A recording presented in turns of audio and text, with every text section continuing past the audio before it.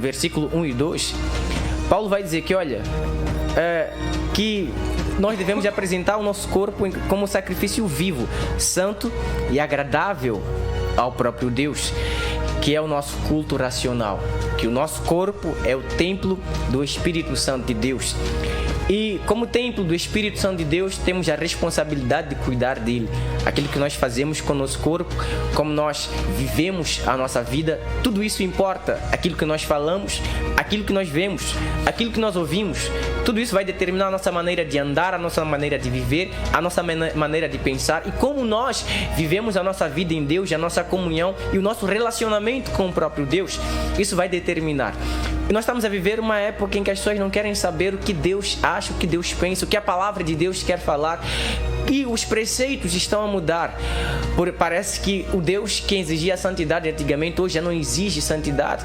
Parece que existe uma contradição entre viver a palavra de Deus e viver aquilo que o mundo quer que a gente viva.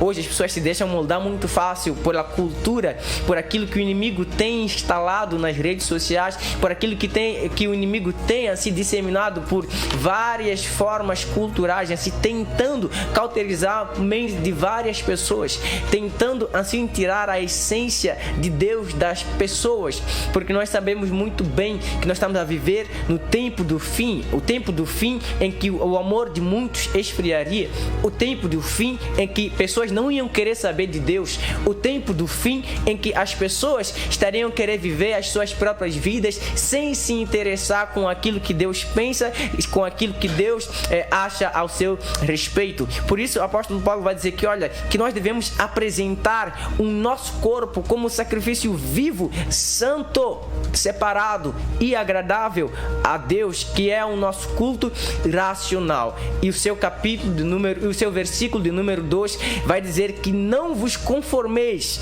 com este mundo. Olha, vocês não devem se conformar com a maneira de viver desse mundo. Deus está à procura de pessoas inconformadas com o tipo de realidade espiritual que nós estamos a viver, com a mornidão espiritual em que a igreja se encontra nesses dias. Mas, Américo, a igreja, quando eu falo igreja, falo no conjunto geral, a juventude atual hoje não quer viver aquilo que a palavra de Deus exige. Santidade, separação, está firmado com o próprio Deus e não andar em conformidade. Ao contrário, a igreja hoje está a pregar que nós devemos andar e imitar o mundo para poder assim trazer eles para a igreja.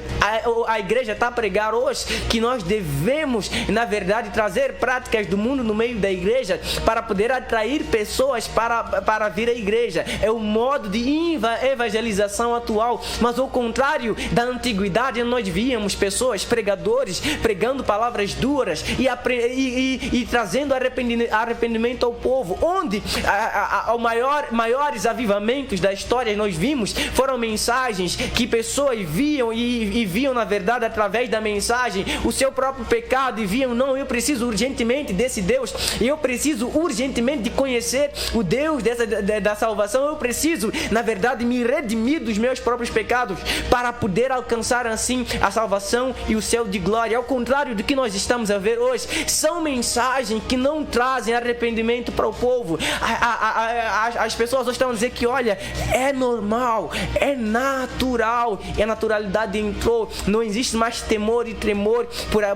Quando as pessoas entravam antigamente num culto, as pessoas entravam antigamente numa igreja, tinha uma reverência com o templo, com o santuário, com aquele lugar assim, porque entendia que aquele lugar, a glória de Deus era manifesta. E hoje, com essa modernização assim dos cristãos, nós estamos a ver uma banalização do evangelho, nós estamos a ver assim pessoas, cristãos, se moldando aos padrões desse mundo, dizendo que querem viver a forma que o mundo está a viver, querem viver a forma que o mundo está a viver, querem usufruir daquilo que o mundo está a oferecer.